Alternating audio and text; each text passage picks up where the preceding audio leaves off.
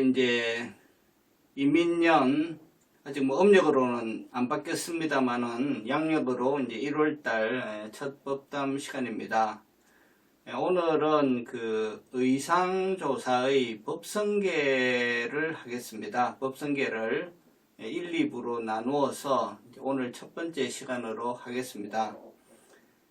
지난해 작년에 중도에 대해서 우리가 한 다음에 그 다음에 신신명 그 다음에 이제 법성계를 하는데요. 이 법성계는 7은 39 30개의 개송으로 이루어져 있고 한 개송당 7자입니다. 그래서 7은 39로 구성이 되어 있으니까 37이 21 해서 210자죠. 210자고 반야신경이 몇 자인지 혹시 아십니까? 반야신경이 260자예요. 260자고 저번에 한 신신명이 73송에 8자니까 584. 그러니까 그 셋 중에서 이제 가장 좀 짧죠. 짧아서 실제로 독경을 할 때는 한 2분 정도 걸리는 그 경입니다. 경이라기보다는 개송이죠. 근데 이게 이제 우리 불교 의식이나 또 절에서 법회를 할 때 상당히 많이 이렇게 독경을 해요. 그래서 천수경, 금강경, 반야신경과 더불어 이 법성계는 가장 많이 독송되는 개송이기도 합니다. 그래서 이 화엄경, 부처님께서 설하신 화엄의 세계, 화엄경이 약 200권이 달하는 방대한 분량인데요. 그 화엄경의 대의를 딱 210개의 글자에 다 함축해서 아주 간결하고 아주 아름답게 표현했다. 그래서 혹자는 이제 이를 두고 우리 한민족 출신으로서 지금까지 우리 역사에서 이 한민족이 쓴 글 중에 최고의 명문을 하나를 뽑으라면은 이 법성계다. 이것을 쓰신 분이 이제 의상대사죠. 의상대사는 의상대사하고 같이 딱 생각나는 인물이 원효대사죠. 원효대사. 원효대사와 이제 동시대의 인물입니다. 신라시대 때, 통일신라시대를 전후해서, 사셨던 신라의 스님이십니다. 스님이시고, 나이가 어느 분이 많은지 아세요? 의상하고 원효 중에. 원효 스님이 8살 더 많으시고요. 의상대사가 이제 8살이 적죠. 그래서 이제 처음에 두 분이 당나라로 유학길에 떠나잖아요. 유학길에 떠나다가 첫 번째 시도에서 실패를 하죠. 그게 이제 651년도에 두 분이 육로를 통해서 가시다가 그 당시는 신라백제 고구려 삼국이 치열하게 전쟁을 하던 전쟁터를 뚫고 가야 되는 상황이었기 때문에 그때 이제 실패를 하시고 661년도에 이제 배편으로 이제 드디어 당나라에 가십니다. 그래서 이제 지상사라는 절에서 중국 화엄종의 2대 조사이신 지엄조사로부터 이제 수학을 하시죠. 그래서 661년부터 수학을 해서 이 법성계가 지어진 시기는 668년입니다. 그러니까 이제 공부를 하시고 7년 뒤죠. 7년 뒤에 이제 이걸 쓰셨는데, 현대식으로 말씀드리자면은 일종의 박사학위 논문입니다. 그동안 공부한 바를 요약을 해서 가져오라 해서, 지어서 바친 것이 이 210자로 된 법성계다. 거기에 대해서 또 전설 같은 얘기도 있습니다. 불에 던졌는데 처음에 길게 지어가지고 불에 던져서 타고 남은 글자가 210자다. 이런 전설적인 얘기도 있습니다만은.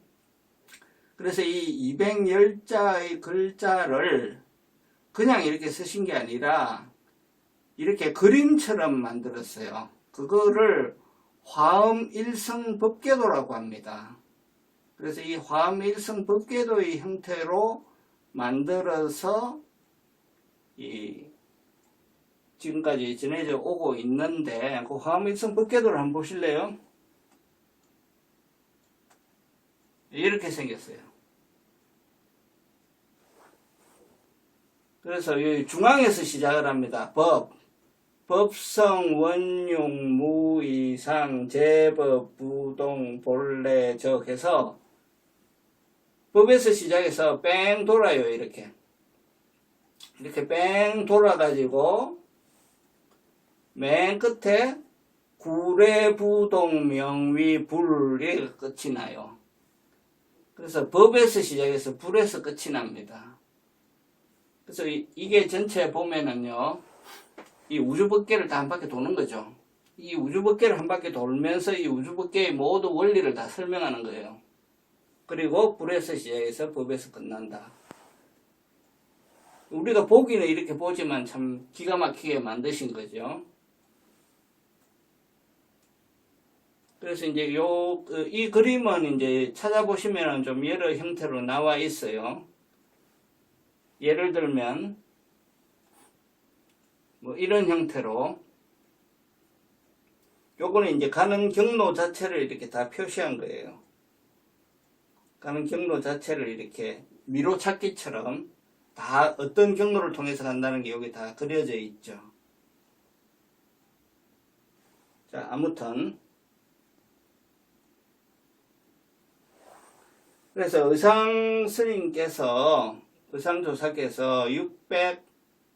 668년에 이 법성계를 완성을 하시고, 그래서 법성계라고 부르기도 하고, 아까 보신 그림처럼 화엄 일성 법계도라고 부르기도 합니다. 아까 그 그림을 갖고 얘기할 때는 화엄 일성 법계도라고 얘기하는 거고, 우리가 그냥 개성만 가지고 얘기할 때는 법성계라고 또 얘기를 해요. 법성계라고 얘기를 해요. 그러니까 결국 그 두 개는 같은 얘기죠. 그래서 68년도에 결국 이제 뭐 박사 논문을 받으신 거죠. 거기서. 그리고 사실상은 이제 지형화상의 뒤를 이어서 그 3대, 중국 화엄종의 3대 조사가 되셔야 될 분이에요. 이분이. 중국 화엄종의 3대 조사가 되셔야 될 분인데, 그 당시에 국제 정세가 그때부터 나당 전쟁이 이제 조금 있다가 시작이 됩니다. 670년, 71년도부터.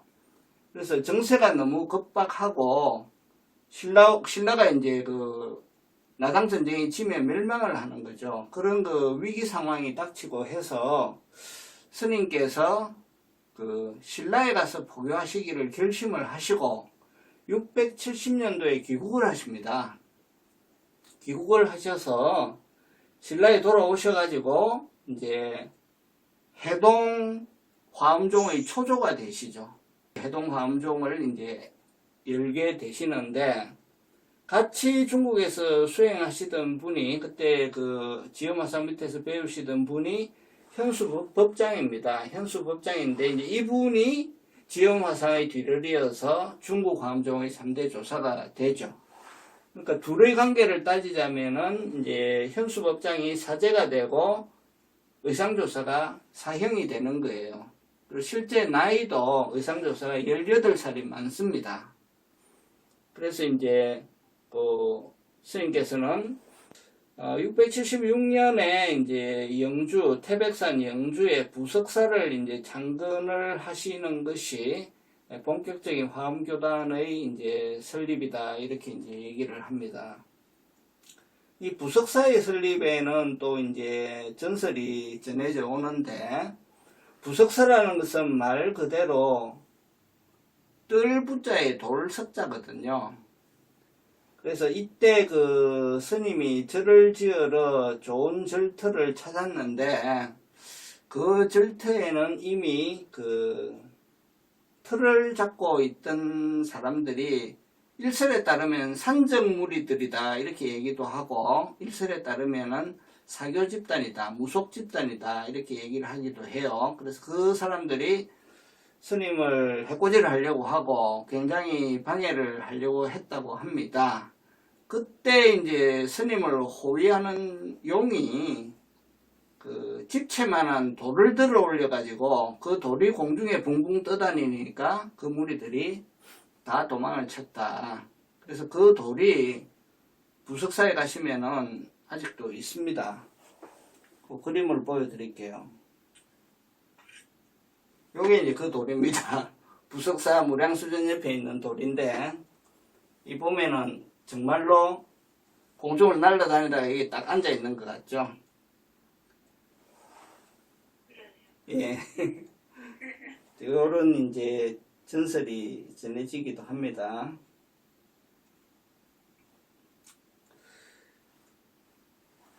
그래서 이제 시간이 좀 지난 다음에 692년도에 현수 대사께서 중국에 있던 이제 3대조가 되셨죠. 현수 대사께서 화엄경 탐현기라고 하는 20권에 달하는 방대한 주석서를 편찬을 했는데, 그 주석서를 평해줄 사람이 중국에서는 없고 오직 신라에 계신 의상대사밖에 없어서 인편으로 20권을 그걸 보내서 의상대사께 좀 봐달라고 얘기를 했다고 합니다. 그때 보내신 편지 같은 게 아직도 다 남아있다고 전해집니다. 그래서 이제 이게 이제 그 스님과 관련된 얘기고요.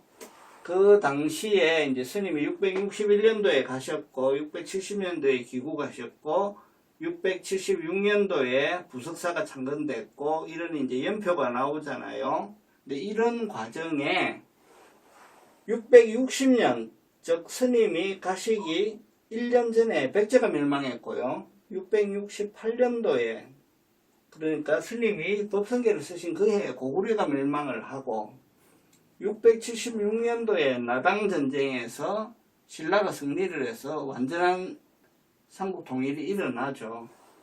이런 거 역사의 격동기가 그 당시에 있었다. 그런 거 시대적 배경을 참고로 알고 계시면 되겠습니다. 그래서 이제 스님께서 이제 스님과 또 이제 법성계가 탄생한 그런 거 시대적 배경에 대해서 말씀을 드렸습니다. 자, 그러면 이제 법성계에 대해서 말씀을 드리겠습니다. 자, 법성계라고 하는 것은 법의 성품을 노래한 것이다. 그죠? 법의 성품에 대한 것을 노래한 것이 법성계입니다. 법성계인데, 자, 이 법이라고 하는 거요. 이 법이라고 하는 것이 어떤 뜻을 갖고 있느냐? 여러 뜻을 가지고 있습니다. 그런데 우리가 이제 인도 철학, 인도 종교에서 법이라고 할 때는 다르마라고 하죠. 달마. 다르마는 그 산스크리트어로 다르마입니다. 그리고 이제 빨리어로 하면은 담마 하는데 그 원뜻은 지킨다, 지지한다, 무엇을 지킨다 하는 그런 뜻을 갖고 있어요. 그럼 뭐를 지켜야 되느냐? 그 인간 생활의 질서를 부여한다, 지킨다. 그러한 진리나 규범이나 질서 이런 것을 법이라고 한다. 원래 이제 그런 뜻을 가지고 있습니다. 그래서 우리가 사회적으로 법이라고 할 때, 또 법학에서 법이라고 할 때 그런 의미를 많이 갖고 있죠. 우리 불교에서는 이 법이라고 할 때 보통 이제 제가 보기에는 세 가지로 간단하게 정리를 할 수가 있을 것 같은데요. 앞에 설명드린 것과 같은 의미의 법이라고 하면은 우리 불교에서는 이제 율법이 되겠죠. 율법.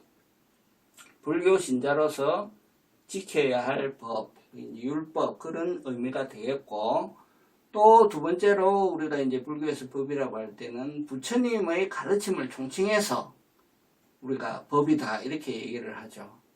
그때는 이제 불법성 할 때 그 법 할 때 달마, 부처님의 가르침이 법이다. 이제 그렇게 또 얘기를 할 수가 있고요. 그 다음에 세 번째로는 이게 이제 제일 넓은 의미의 법입니다. 제일 넓은 의미의 법으로서는 이제 일체법이라는 뜻으로서의 법이에요. 일체법 혹은 이제 제법이라고 할 때의 법인데 이때 의미를 조금 더 명확하게 하기 위해서는 이때 말하는 법은 법상이에요. 법상. 이 법상이 법입니다.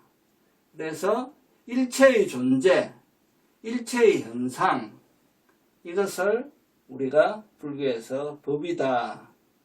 그래서 현상계의 모든 존재, 현상계의 모든 현상을 법이라고 한다. 일체유의법이다. 일체유의법이 법이다. 그리고 이때 법이라고 하면은 법상이다. 이렇게 얘기할 수가 있습니다. 그래서 법성계 할 때 앞에 법 할 때는 이 법을 뜻하는 거예요. 이 일체법을 뜻하는 거예요. 자, 그 다음에 두 번째 글자 성품이죠. 성품이라고 할 때는 어떤 성질, 성품.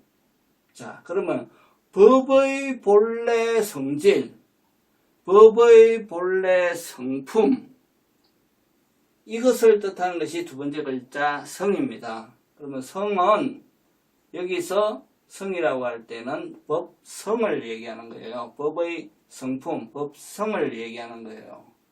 그래서 이 본래 성품은 앞에 설명한 법상과는 구분해서 무위법에 해당이 됩니다.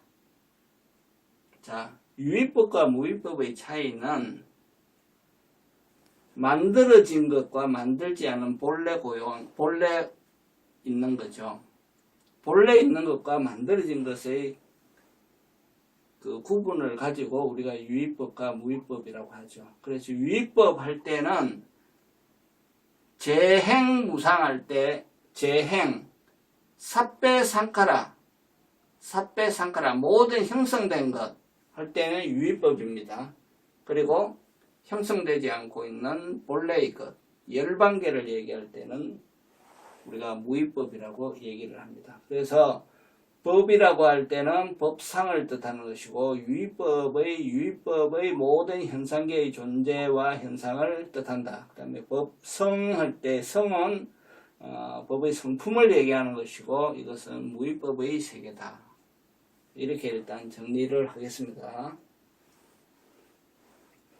자, 그러면 이제 첫 구절부터 첫 구절부터 이제 들어가겠습니다. 법성원용 무의상 제법부동 본래적. 그래서 이 7글자가요 음률이 참 좋아요. 따단딴딴딴딴딴 이렇게 끝나잖아요. 따단딴딴딴딴딴.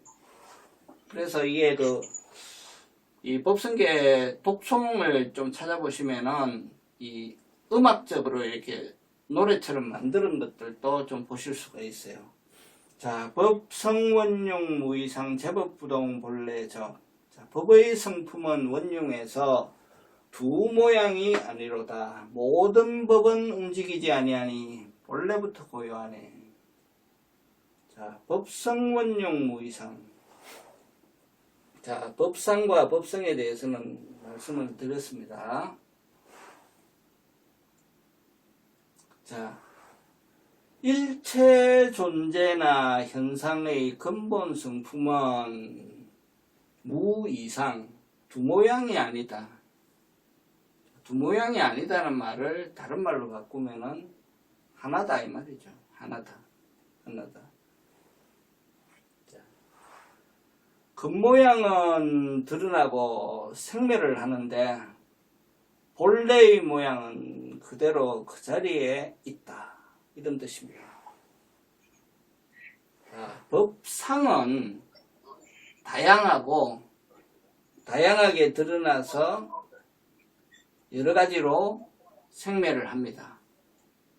그러나 법의 성품은 그러지 않고 그 자리에 그대로 있다. 이게 이제 법상과 법성의 차이점을 딱 이 첫 구절과 두 번째 구절에서 깔끔하게 딱 정리를 하고 들어가죠. 그래서 우리가 개송이나 경전은 처음 구절을 잘 봐야 돼요. 처음 구절에 대의가 그냥 다 들어있는 경우가 많아요. 자, 그 다음 구절에 무명무상 절일체 정지소지 비여경이다. 이름도 없고 상도 모양도 없이 모든 것이 끊어져 있으니 오로지 깨달음으로 정득할 뿐 다른 경계는 아니로다. 자, 무명무상 절일체 정지소지 비여경. 여기서 보면요, 무명무상 절일체 7글자가 나오는데 단어로는 3개죠. 무명무상 절일체. 자, 그런데 이 무명무상 절일체는요, 다 똑같은 말이에요. 무명, 이름조차 없으니 상도 없는 거죠, 당연히. 그죠? 이름도 없으니 상도 없는 것이고, 이름이 없고 상이 없다는 것은 뭡니까? 모든 게 다 끊어져 있다는 거죠. 그래서 무명이 무상이고 무명무상이 절일체다. 이게 이제 법의 성품의 자리가 어떤 것이다 라는 것을 계속 이제 설명하고 있는 거예요. 그 다음에 정지소지 비여경은 깨달음의 지혜로 알 것이지 그것은 분별지로 알 수 없는 자리다. 이 얘기는 우리가 신심명에서도 많이 나왔죠. 그래서 이것은 비사량체이다.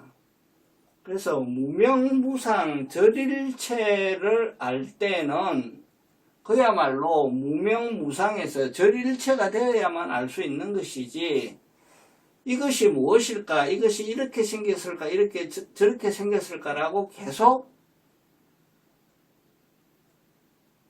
마음을 일으켜서 생각을 일으켜서 찾아내려고 애를 써서 이런 상태에서는 절대로 할 수가 없다. 그러면 이제 여기서 힌트가 나오는 거죠.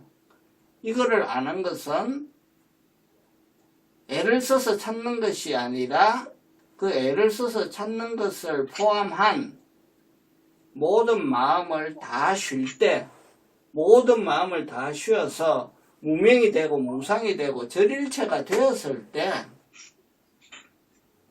그때에 알 수가 있는 것이다. 요렇게, 이게 포인트입니다. 이 구절의. 자, 그 다음에 진성심심 극미묘 불수자성 수연성. 자, 참된 성품은 참으로 깊고도 오묘해서, 진성심심 극미묘해서 자성을 지키지 않고 인연 따라 이룬다.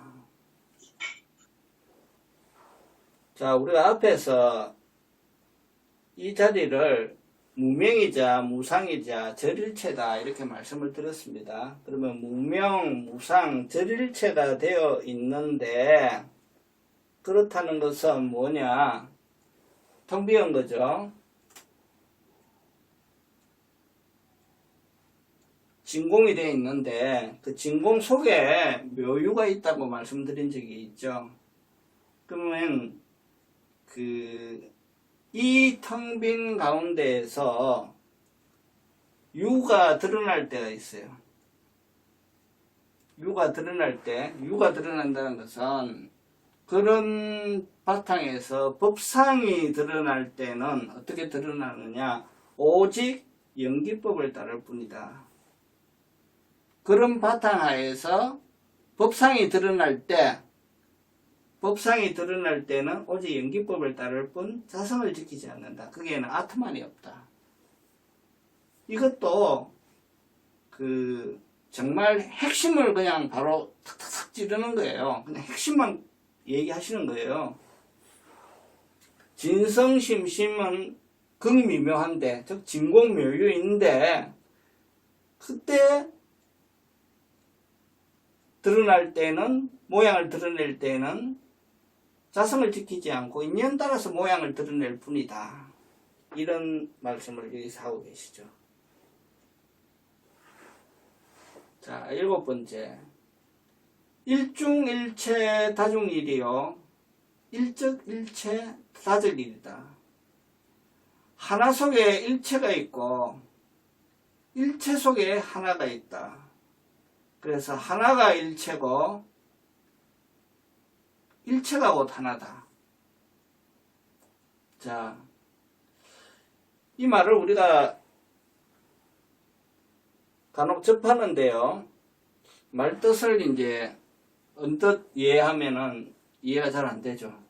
일중일체 다중일, 일적일체 다적일. 자, 하나 속에 일체가 있다.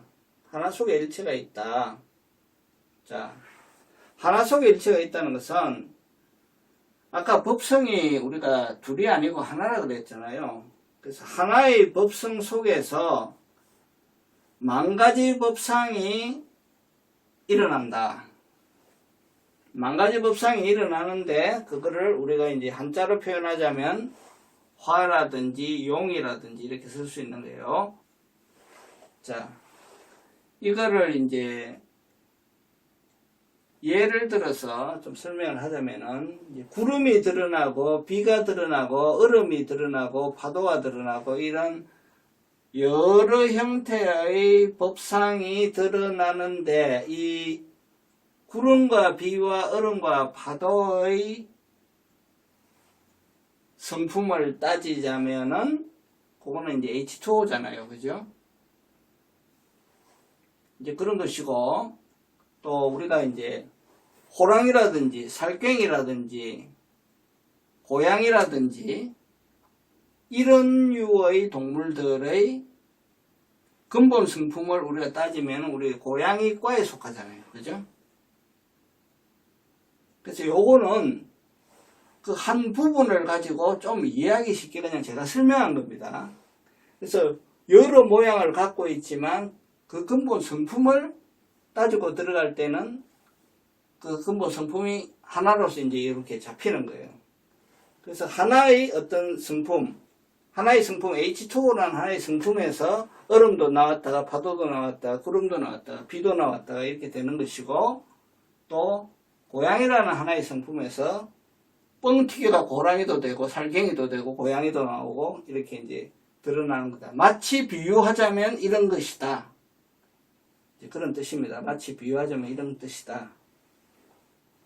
그래서 이거를 이제 만법으로 확대해서 설명을 하자면은 이 만법은 이제 그냥 색이다 이렇게 표현을 해볼게요. 색이다고 그러면은 뭐 모양이 있는 것은 성주 개봉할 것이고 또 이제 수상행식처럼 모양이 없는 것은 생주 이멸할 것이고 그래서 이 드러나는 이 만법도 근본으로 법성을 따지면은 공으로 돌아가죠.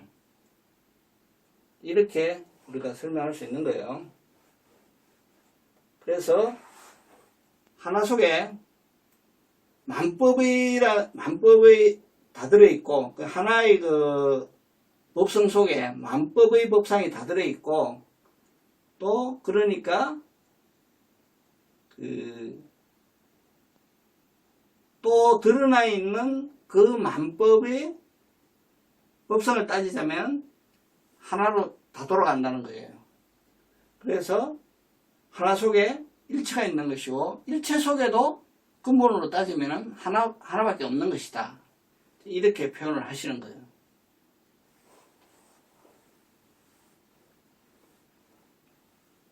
자, 일미진중 함시방이요.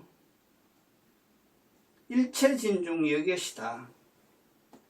한 작은 티끌 속에 시방세계를 다 먹어먹고 모든 티끌 또한 역시 이러하다. 자, 하나의 티끌 속에 시방세계가 다 들어있다. 이거는 여러 형태로 해설을 할 수가 있습니다. 여러 형태로 해설을 할 수 있는데 그냥 그 가장 근본적인 핵심을 가지고 얘기를 하자면 왜 우리가 하나의 먼지 속에 시방세계가 다 들어있다고 표현할 수 있느냐. 이것은 지금까지 설명한 바탕에서 이렇게 되는 거예요. 자, 보세요. 세 가지의 명제를 가지고 얘기를 할게요. 첫째, 자, 우리 티끌 하나에도 다 법성이 있다고 설명을 했습니다. 티끌 하나에도 티끌 하나도 법상이니까 법성이 다 있다. 그 다음에 모든 법성은 둘이 아니라 그랬죠. 모든 법성에는 차별이 없다. 그죠? 그 다음에 이 법성은 온 삼남 만상을 다 머금고 있다. 이렇게 설명을 했잖아요. 자, 그러니까 티끌 하나에도 법성이 있으며 그 법성에는 일체의 차별이 없으며 이 법성에는 이 법성은 삼라만상을 다 머금고 있다. 그러니까 이 티끌에는 삼라만상이 다 있다. 이렇게 표현이 가능한 거예요. 그래서 이 티끌 하나에 삼라만상이 다 있나니라 할 때는 이 세 법문을 동시에 다 하시는 겁니다. 한 번에. 이 티끌에는 삼라만상이 다 들어있다 하는 것은 이 티끌 하나에 법성이 있다. 이 법성에는 차별이 없다. 그리고 이 법성은 삼라만상을 다 머금고 있다.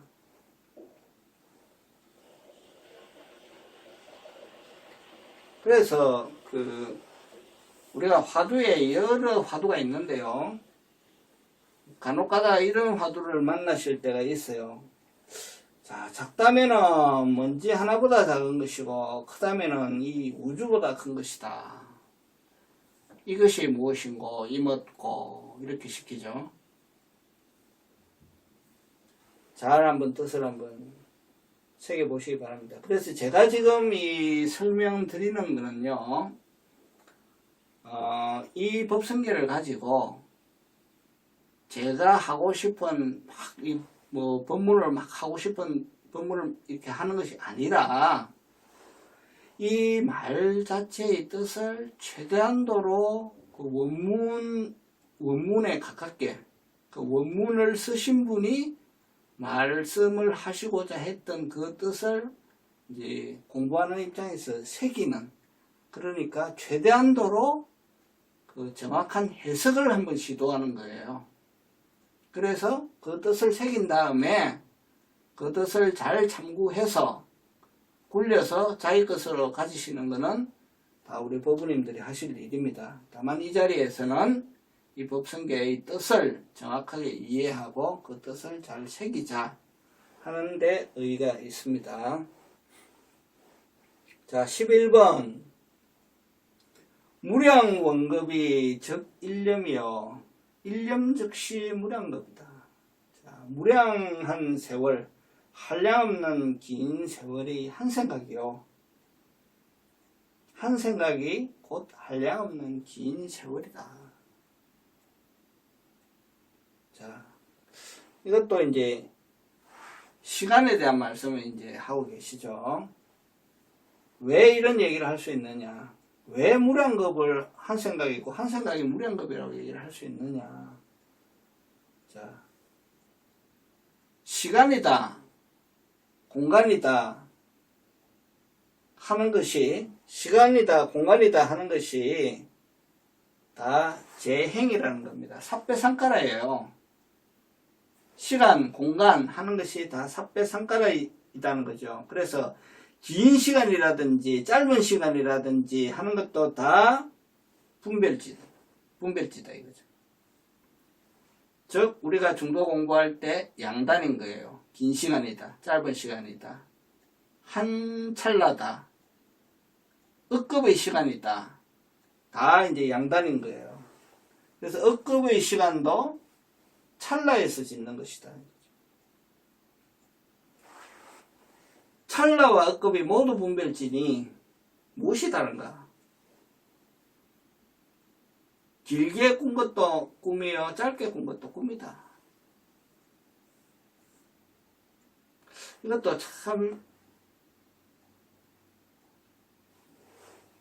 참 멋있는 말이죠. 기가 막힌 말인데 뜻을 우리 부모님들도 잘 한번 새기시기 바랍니다. 시간이 짧다, 길다, 내가 80평생을 살았다, 죽기 전에 필름을 되돌려 보니까 5분 안에 다 정리가 되는구나. 숨이 딱 넘어지기 전에 딱 1초, 2초 만에 왔다가 가는 것이었구나. 그죠? 그런 생을 100만 번을 반복을 해서 수많은 세월이 지났다. 깨닫고 보니까 다 꿈속의 세월이었구나. 그죠? 그렇게 되는 겁니다. 자, 13번 9세, 10세 호상적 인불잡난 격별성. 9세와 10세도 다 서로 이와 같으니 혼잡하지 않으며 별개 성품이 아니로다. 자, 여기서 9세라고 하는 것은 우리가 3세, 과거세, 현재세, 미래세를 3세라고 합니다. 과거세, 현재세, 미래세가 3세인데 그 각각의 과거세, 미래세, 현재세 안에 다시 과거, 현재, 미래가 들어있다고 보는 거예요. 그래서 3 곱하기 3 하니까 9 해서 그게 9세고 이 9세를 다 통합한 원흉한 하나의 평등세계를 잡아서 그걸 또 플러스 1 해서 모두 합해가지고 10세라고 하는 겁니다. 근데 이 10세도 모두 재행이다. 삽배상가르다 이거죠. 앞에 얘기한 일념이 급이요, 급이 일념이다 하는 것과 마찬가지다 이거죠. 그래서 법계 평등 성품이 하나일 뿐이지 이것도 다 모두가 만들어내는 재행이다. 이런 뜻입니다. 그래서 지금까지 이 14번까지 했습니다. 그래서 개송이 제가 30개가 있다고 말씀을 드렸잖아요. 이 30개 개송 중에 하나하나가 사실은 굉장히 잘 새겨봐야 될 내용들이기 때문에 오늘은 이 14번까지만 하겠습니다. 이 14번까지만 하고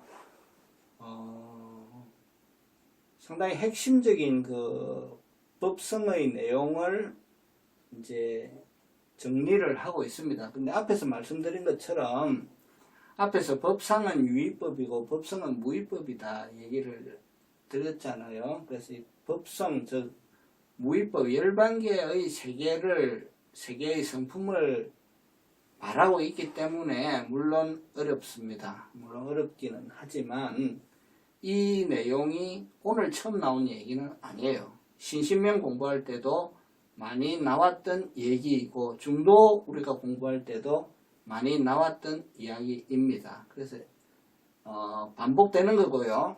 다만 이제 보시다시피 표현이 상당히 깔끔하고 잘 되어 있죠. 잘 되어 있고 신신명과 비교를 하자면은 신신명은 제가 그 두 가지 파트로 구성이 되어 있다 했잖아요. 첫째는 그 구경궁극, 즉 열반의 세계의 모습을 노래함과 아울러 거기에 가기 위한 수행 단계, 그 수행 방법에 관한 것도 신신명은 많이 나오거든요. 그래서 그 두 개가 섞여 있는데 비해서 여기는 그 수행법에 대한 얘기는 없습니다. 수행법에 대한 얘기는 없고 법의 성품, 즉 무의 법계의 성품에 대한 얘기만 간략하고 핵심적으로 집중적으로 하고 있어요. 그래서 이 법성계는 그야말로 이 화엄의 세계, 이 우주법계의 진리를 요약해서 설명한 것이고, 그래서 이거를 이제 일성법계도를 만들면은요, 이 일성법계도가 딱 이렇게 그림의 형태로 해서 이렇게 나오잖아요. 이렇게. 그 보면은 여기 딱 부적처럼 생겼죠. 부적. 그죠? 그래서 요거를 실제로 이렇게 부적처럼 딱 붙여놓거나 이걸 조금 그 숭배시하는 경향도 있어요. 그래서 무속계에서도요, 뭐 관원장이라든지 이런 그 장군이나 이런 그 실제 인물을 섬기는 무속인들이 많은데 우리나라 스님 중에 가장 무속인들이 두려워하고 공경하고 그 섬기는 스님이 의상조사라 그럽니다. 그만큼 뛰어난 법을 갖고 계시고 또 실제로 부석사 창건 같은 경우에 그 대단한 신통력을 드러냈다 이렇게 이제 삼국유사 같은 데 기록이 되어 있거든요. 그래서 이제 그런 그 있습니다. 그리고 이제 이 독경도 그 여러 그 스님께서 독경을 지금 많이 남기고 계신데 그 오늘 우리 독경 한번 들어보겠습니다. 이 독경은 제가 법성계를 맨 처음 들었을 때 그 독경 하신 우리나라 그 독경의 그 음반포교의 그 창시자라고 하실 수 있는 우리 성공스님 독경을 한번 들어보겠습니다.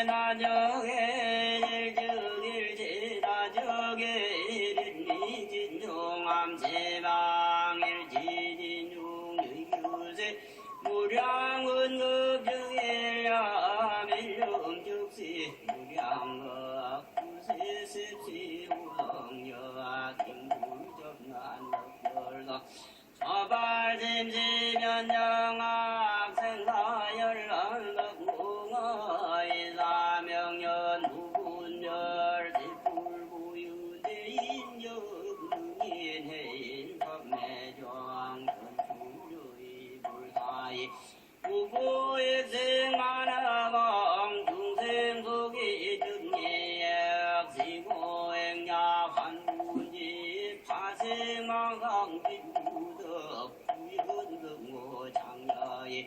비가서본 득자량이 나라니 무진모 장엄법계 실부준 유실리 중노상 우리 부둥명이볼 우리 부둥명이볼 우리 부둥명이볼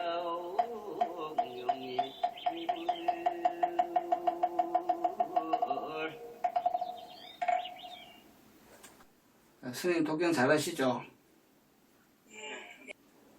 제가 한 10살쯤 됐을 때요, 우리 어머니가 소위 전축판을 사가지고 오셨어요. 전축판, 양판. 그 성공스님의 금강경하고 법성계를 사가지고 오셨어요.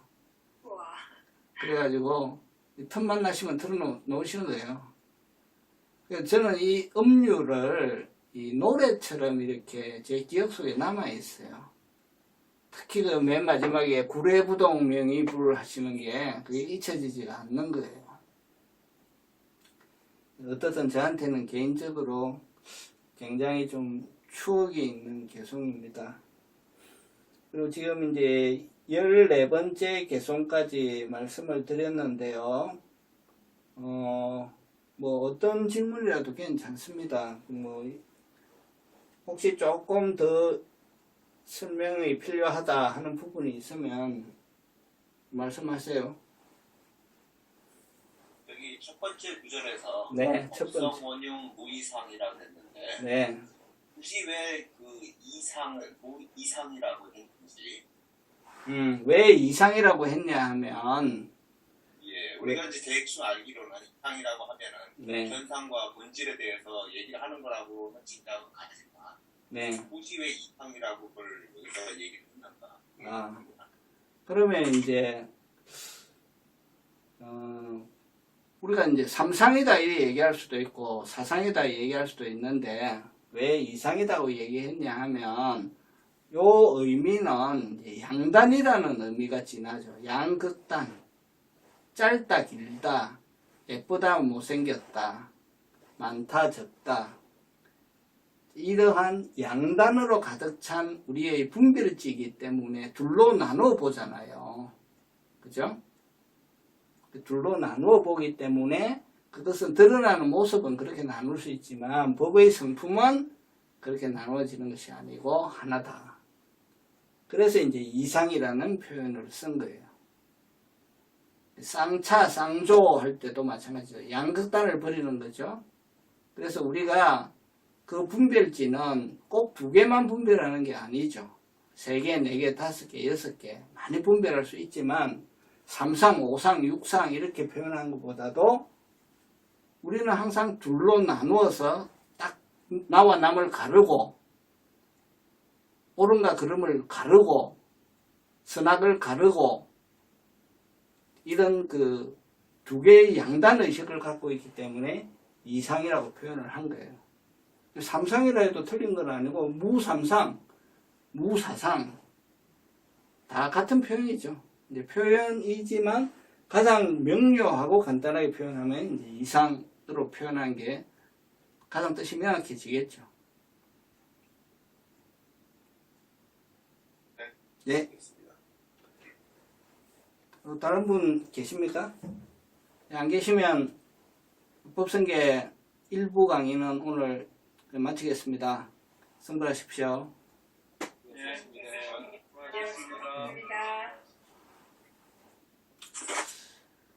그래서 이 뭐 법성계 신신명 중도 뭐 가릴 것 없이 이렇게 쭉 공부를 하시다 보면요, 다 따로 노는 게 아니에요.